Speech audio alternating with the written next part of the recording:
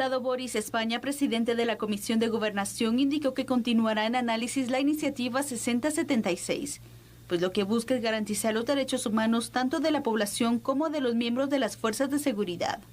La iniciativa de ley la han criminalizado en el tema de que está en contra de los manifestantes, lo cual es totalmente falso. Se defiende los derechos constitucionales en primer lugar, se garantizan los derechos humanos de los manifestantes y de las fuerzas de seguridad, y por otro lado se le da el respaldo de garantías procesales a las fuerzas de seguridad para que puedan combatir crimen organizado, para que puedan ser respetados, para que puedan garantizarse también la seguridad de los guatemaltecos. O sea, yo creo que fue sacado de contexto en un momento en donde existía convulsión por parte de tantas cosas que se vivían, pero la iniciativa continúa en discusión y es una iniciativa buena para el fortalecimiento de las fuerzas de seguridad. España señaló que ya se conocen de algunas enmiendas que serán presentadas al momento en que la ley se debata en el Pleno. Existen algunas propuestas de enmiendas que se han presentado por algunos diputados en diferentes aspectos. Existen algunas recomendaciones con respecto al tema de inconstitucionalidades que se pueden dar. Pasarán las que tengan los consensos. Existen modificaciones en el tema gramaticales, algunas que yo he visto. Existen algunas otras enmiendas que quieren meter algunos otros temas también de interés de tema de seguridad del país. Surge polémica por una nueva iniciativa de ley. Esta es la iniciativa de ley 6076, ley para el fortalecimiento de las fuerzas de seguridad pública y del Ejército de Guatemala, licenciado Clavería. Empecemos por lo más básico al analizar esta ley. ¿Es necesaria? ¿Usted qué cree, licenciado? Yo creo que sí. Yo creo que hay que hacer una diferenciación que no se está haciendo. Una cosa es actuar en contra de una manifestación pacífica, claro, que pueda desarrollarse normalmente, y otra cosa es actuar en contra de la criminalidad organizada. Pero le pregunto si es necesaria porque, mire, hay que tomar en cuenta que en septiembre de 2020, desde septiembre de 2020, están vigentes los protocolos de actuación policial para garantizar el derecho de reunión y manifestación pública. Y también está la Orden General 11-2019 de la PNC, que establece cuáles son los estándares de acción ante este tipo de situaciones del uso de la fuerza, lo establece. E incluye también al Ejército, a las AAS, al sistema penitenciario. No, Andrés. ¿Por qué es necesario más? No. Una cosa es una orden, claro. Una cosa es una orden policial y otra cosa es una ley. El problema acá es que la policía y el ejército tienen que enfrentar muchas veces la criminalidad organizada y en muchos de los casos los policías son puestos a disposición de los tribunales de justicia por violaciones a los derechos humanos cuando están combatiendo criminalidad organizada. No tienen el respaldo ni siquiera de las propias instituciones porque no tienen abogados que los puedan defender. Por lo tanto, yo creo que son dos cosas distintas. Yo entiendo el tema político, lo entiendo perfectamente bien y pues algunos grupos creen que se les está afectando. Yo lo veo desde el punto de vista de la criminalidad organizada. Y el mejor ejemplo lo tiene usted en Nahualá, cuando fue la primera vez que ingresa la policía y que mataron varios policías.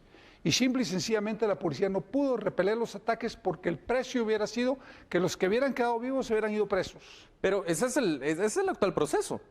No es que no puedan hacerlo, pero claramente después de que un agente de la PNC acciona su arma, el proceso debido es que vaya todo el proceso ante la ley.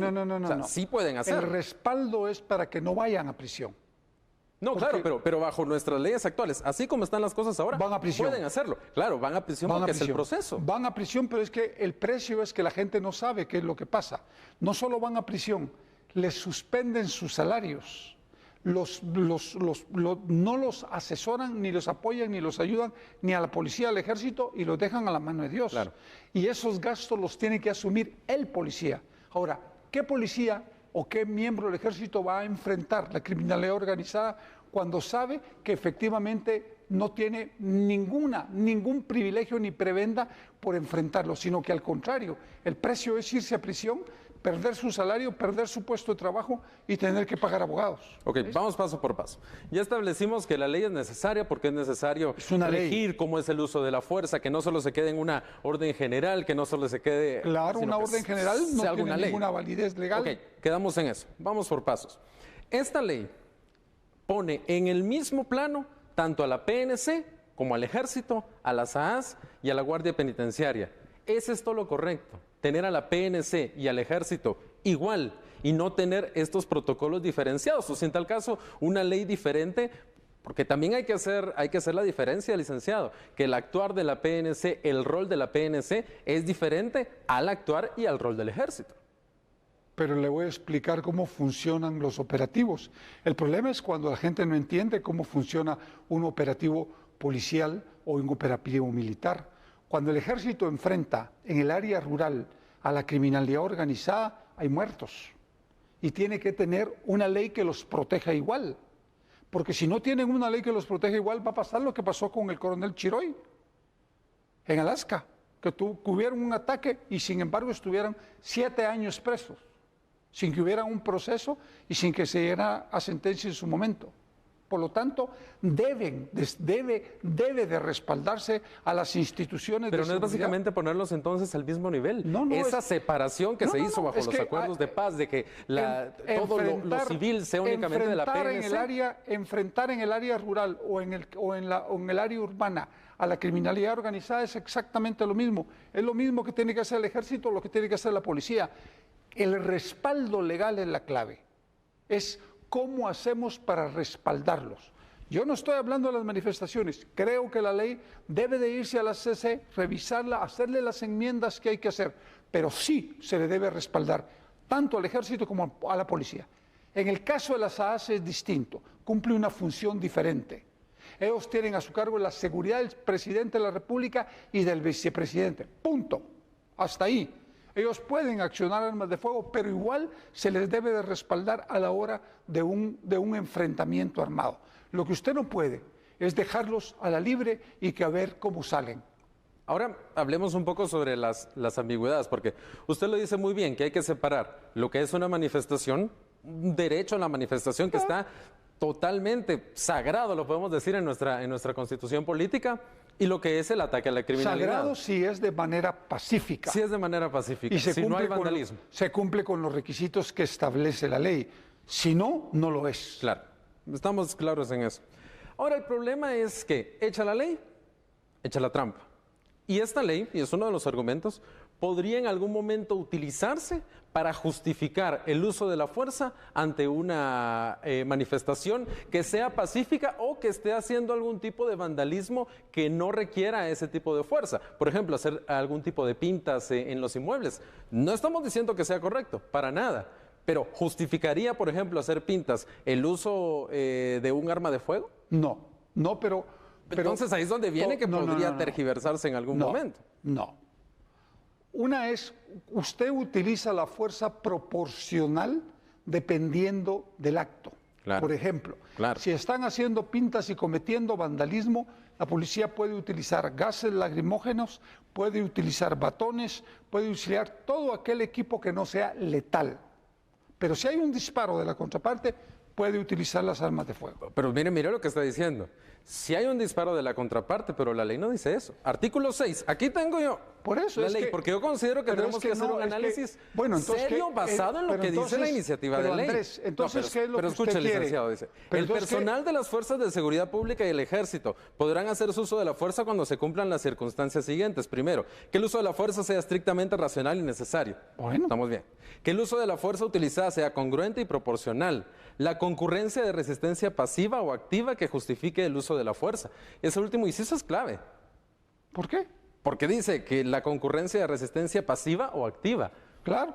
¿Qué pasa si usted está en una manifestación y le matan 5 policías? Claro. Con disparos de arma de fuego. O sea, la policía tiene que solamente recibir bala y caer muertos. Eso es lo que la policía debe hacer y el ejército. Pero ahí estamos hablando de una protesta violenta. Pero como le estoy hablando yo, el uso de la fuerza es proporcional a la fuerza que utiliza la parte contraria. Siempre, en todos lados del mundo. Solo en Guatemala no se quiere ver así. Yo no estoy diciendo que se utilice la fuerza letal para disolver una manifestación. Claro. Pero lo que es claro es que la policía no puede poner muertos, ni el ejército solo va a poner muertos. Porque si de eso se trata, ¿quién va a salir a controlar? Claro, para terminar el análisis, licenciado. La legítima defensa es el artículo 11 de esta iniciativa de ley, pone la legítima defensa como parte de los policías y del ejército. ¿Es realmente esta figura de legítima defensa la que debería utilizarse con la PNC o el ejército? ¿Está correcto utilizar el concepto de legítima defensa? Sí, porque están actuando para defender su vida cuando enfrentan la criminalidad organizada. No sé si la figura es esa, pero exactamente.